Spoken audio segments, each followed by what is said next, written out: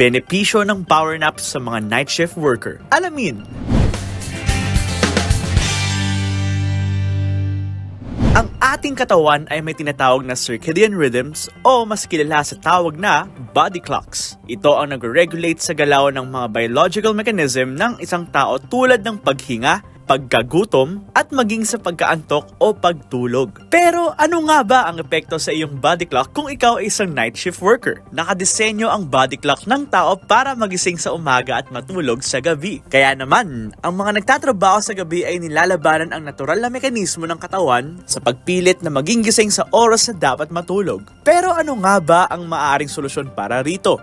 Ayon sa pag-aaral, napag-alaman na malaki ang tulong ng power naps upang labanan ang pagod at mapanatiling alerto ang katawan sa gabi. Nakatutulong din ito sa pag-boost at pag-restore ng ating brain power. Ang ideal ng power nap sa gabi ay nasa pagitan umano ng 20 to 45 minutes lamang. Dahil sa oras kasi na humimbing na ang tulog, mas matatagalan bago manumbalik ang normal na reaction time ng katawan. At sa halip na refresh ka, baka maging haggard ka pa lalo. Kaya naman, ayos lang na mag-power nap sa gabi, ngunit tandaan na masama ang sobra.